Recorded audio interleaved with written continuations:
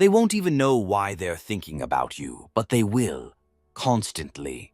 Their mind infected, their choices bent, their emotions yours to sculpt. Machiavelli never used the word obsession, but he described it. Men are driven by two forces, he wrote, love and fear. But there's something deeper, obsession. Obsession isn't just about attraction, it's about control. When someone is obsessed with you, they don't just like you. They rearrange their life around you. They wake up thinking about you. They change how they speak, how they dress, how they act because of you. You can engineer this. So how do you do it? The same way Machiavelli controlled kings. He understood this one rule. Obsession is not sparked by what you give. It's ignited by what you withhold. If you want to make someone obsessed with you, don't flood them with your presence. Don't be too available. That only creates comfort. And comfort kills curiosity. Instead, do what Machiavelli would do. Starve them of certainty. Obsession begins when the mind can't predict you, when they don't know whether you admire them or are merely tolerating them, when they're unsure whether your last glance was passion or pure calculation. This emotional starvation keeps them in a mental loop, because the brain hates unsolved puzzles. You become that puzzle by letting silence hang longer than comfort allows, by answering a message a little too late, by pulling away the moment they lean in. Machiavelli never gave a full answer, never revealed his full loyalty, and never ever gave people the certainty they craved, because certainty ends the chase. Uncertainty lights the fire. Once you've sparked interest through absence and silence, it's time to mirror, but not completely. You need to show them fragments of what they want, just enough to think, this person gets me, but never enough to feel like they have you figured out. Machiavelli called this strategic reflection. You reflect their desires, but only in controlled doses. They want ambition. You reveal a ruthless vision once. They crave vulnerability. You show just a flicker, then cover it up with a joke. They want intensity. You give it for a moment, then retreat into calm coldness. The mind doesn't obsess over what it understands. It obsesses over what it almost understands. Now that they're interested, now that they're trying to decode you, you begin to train their brain. It's called intermittent reinforcement. Give them warmth, then nothing. Give them praise, then criticism. Pull them close, then vanish. Repeat irregularly.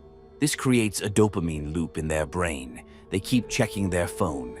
They reread your words because their reward system is hijacked. Just like gamblers at a slot machine, never knowing when the next hit will come. You're not offering love, you're offering hope. And hope, once weaponized, is more addictive than love ever was. Machiavelli understood something few do. The deepest obsessions don't come from pleasure, they come from pain, the kind that already exists. Most people walk around with a silent wound, abandonment, rejection, insecurity. You don't create that pain, but you become the only one who seems to understand it. You listen without fixing, you acknowledge without judging. You see the part of them they try to hide, and slowly you position yourself, not as a person, but as a solution. They need you, because being around you doesn't just feel good, it feels like healing. And once someone believes that, they don't walk away. They can't. If you ever demand obsession, attention, loyalty, you destroy it. True obsession isn't requested, it's provoked. Let your absence scream louder than your presence. Let your indifference sharpen their desire. Let your unpredictability drive them mad with imagination. Machiavelli never begged for loyalty. He made himself so fascinating, so impossible to decode that people gave it to him willingly. You don't tell them to obsess. You become the obsession. They want to know who you are, but you won't let them. Because the moment they understand you, they stop chasing you. Machiavelli never gave people a final answer. He didn't want to be known. He wanted to be imagined. You must learn to live in their imagination more than in their reality. You must never present one solid, unchanging version of yourself. Predictability kills obsession. Obsession thrives in contradiction, in the friction between mystery and intimacy, coldness and warmth, power and vulnerability. Today you're intense and focused. Tomorrow you're playful, distant. Today you praise them. Tomorrow you tease them. This makes them question, which version is real? Did I do something wrong? They become addicted to solving you. You don't owe them consistency. You owe them a maze, and they'll wander it forever if you never give them a map. Want to control someone without touching them? Control when you appear. Machiavelli knew it's about when you show up and when you disappear. Here's how to make them obsess with your timing. Leave a deep conversation unfinished.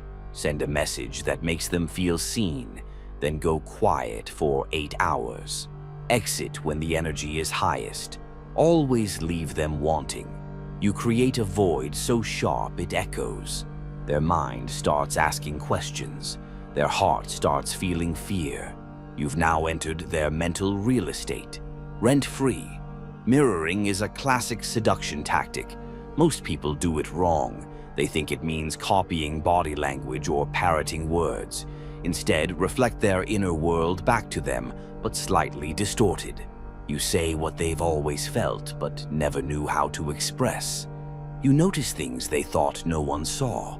You make them feel known, but slightly misunderstood. This forces them to keep talking to you, keep engaging, because they're trying to correct the image you're reflecting. But you're not wrong. You're just almost right. That almost keeps them hooked. They want to finish the story, fix the mirror. They won't, because you won't let them. Nothing common is desired. Nothing easy is respected. You want obsession. Make yourself rare. Machiavelli knew that people worshipped what was scarce, so you must become scarce in every way. Your time never freely available. Your thoughts never fully shared. Your approval never casually given. Your attention never predictable. They should earn every interaction, because obsession doesn't come from access. It comes from earned proximity. They don't fall in love with you. They fall in love with the idea of being chosen by you. And once they feel chosen, they'll fight not to be unchosen. You don't build obsession through affection. You build it through removal. Just as they start to feel close, withdraw. Just as they think they've figured you out, disappear. Just as they get comfortable, shake the foundation. Small emotional wounds, when delivered with precision, create a long-lasting effect. Your removal should never be cruel.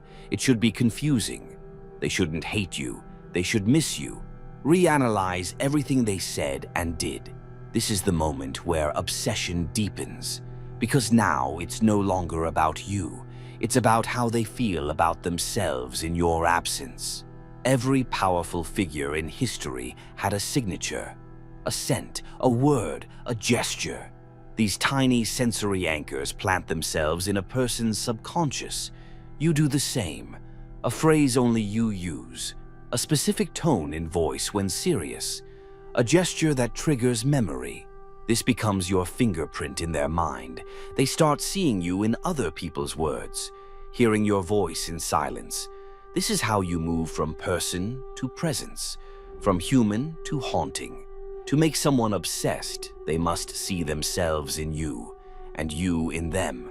You are no longer the other. You become part of how they understand themselves. This is what Machiavelli did. He didn't just advise. He embedded himself in their choices, their fears, their pride. He became the voice they heard when making decisions. People don't obsess over others. They obsess over who they believe they are when they're with you. So you make them feel more powerful when you're around, more understood, more desired. You subtly plant values in them. You're not like everyone else. You see things others miss. You're showing them a version of themselves that only exists when you're near. Now, every time they step away from you, they feel less, and they'll return.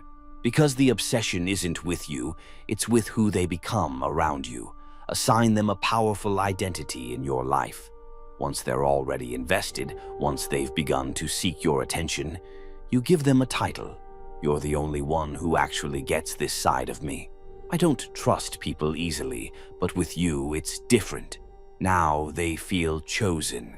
To lose you would mean losing that identity. That's obsession.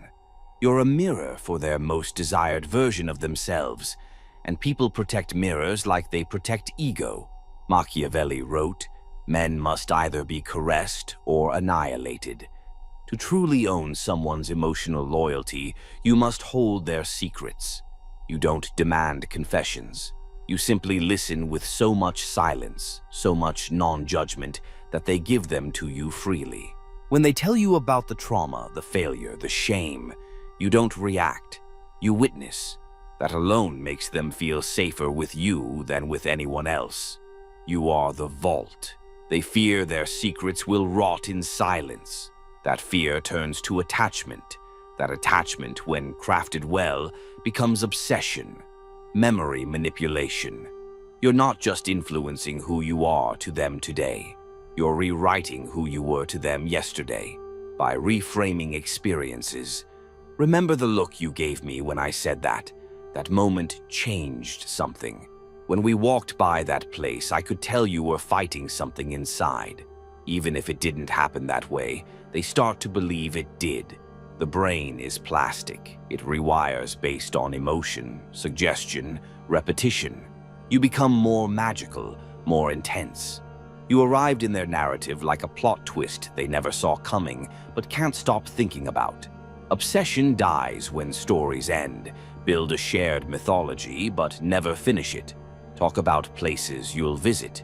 Describe futures. Paint vivid moments. Then vanish. You're creating what Machiavelli would call a political promise. It gives hope, but it isn't guaranteed. That unknown becomes a hook in their mind. They think, what if we actually do go? What if they were the one and I lost it? The story never ends. It suspends in the air, pulling them back toward you every time life feels cold or empty. You're the person who altered their timeline, obsessively remembered. To seal the obsession, you must give them one final ingredient. Fear, a quiet fear, a soft panic, a fear of losing you. Because once they start fearing your absence more than they value your presence, they'll seduce themselves. Machiavelli never had to threaten power directly. He just made sure people feared the idea of being outside his circle. When someone senses that your attention could vanish at any time, they tighten their grip. Start subtly. Withdraw slightly after an intense interaction. Go quiet after a moment of connection. This doesn't create hate, it creates panic. They'll ask themselves, did I say something wrong? Are they getting bored of me? You've made them believe that they are the unstable one, that they must work to keep you close. They'll do anything to keep the door from closing. People don't fear losing what they don't value. So your job is to give them something sacred, but just a taste. Enough that they feel trusted, maybe even special. Now, if they lose you, they don't just lose a person, they lose a privilege. And humans are wired to panic over loss of privilege. You must offer your loyalty like a rare wine. A sip here, a toast there. But never the whole bottle. They'll crave more. And they'll fear the day you stop pouring. Everyone has an insecurity they're running from. You're here to become the one person who makes it disappear, but only sometimes. When you make them feel powerful, seen, whole, they associate relief with your presence. But when you subtly vanish, that insecurity returns. They begin to equate you with relief. You're the only thing keeping their fear from devouring them. They become emotionally dependent, not on your words, not even on your love, but on the version of themselves they can only access through you. Now, even the thought of you leaving becomes unbearable. Fear disguised as attachment. Most people fear rejection because it leaves them without closure. If someone feels like you might leave, they'll panic. But if they feel like you could leave for a reason that's their fault, they'll try harder. Never threaten to walk away. Instead, introduce thoughts like, "I've always admired your strength. I just hope you don't become like everyone else. People lose me not because I leave, but because they forget how rare I am." You're not pushing them away. You're making them terrified of pushing you away. Now, they're not just drawn to you, they're guarding you like fragile gold. Once you've embedded yourself into their identity, memories, desires, you become their moral compass. You subtly guide their decisions. You're better than this. That's not how I see you. Pull away, just enough to make them wonder if they've lost your respect. Now they don't chase your affection, they chase your moral approval. And once you control someone's self-image, you control everything. You can go silent, and they will. Text 3 times, scroll through your old messages, analyze your last words. Machiavelli would do nothing, because silence is louder than explanation. You've made them dependent on your unpredictability. They're hooked on trying to fix what they never broke. They're already chasing their own obsession. You simply remain a few steps away, always near, never reachable. Obsession still needs fuel. Nothing feeds it more than a perfectly timed vanishing act. When you are no longer present, your power begins to expand. He knew the moment you remove yourself is the moment you become larger than life. You no longer chase attention, you become the absence that haunts it. You don't ghost them, you don't block them, you simply fade. A small delay in your replies, a slight reduction in warmth. Never give them a reason. If they ask what's wrong, you offer calm confusion. Nothing's wrong, I've just been in my head. So they start blaming themselves. Did I overwhelm them? Was I never enough? And that's what makes them obsessed. During your fade out, you don't vanish entirely. You leave behind triggers, a playlist you once shared, a location you always met at, a phrase they now hear everywhere. This is how you become a ghost that lives in their everyday life. Their mind starts filling in the blanks. Their own imagination becomes your voice. Obsession needs friction. Leave small traces. Watch their story but never reply. Like a comment but never text. Send a vague message with no context, then go silent again. These breadcrumbs reignite the hope that they're still on your mind. That hope keeps them crawling through the emotional desert, praying for a drop of attention. You are no longer the person they desire. You are the answer they crave, out of emotional dehydration, and you've made yourself the only source of water. After a period of silence, you reappear, but not as the same person. You come back, colder, sharper, more in control, less emotionally expressive, and you treat them differently, just with reduced softness. They'll sense the shift, they'll feel the distance, they'll try to get back what they once had. But you never return fully. You let them know through tone and behavior. You were close, but something's changed. This makes your presence even more valuable. They're not chasing who you are, they're chasing who you used to be. And people never stop chasing ghosts they once felt safe with. They try everything, but none of it works because you've made yourself unreachable.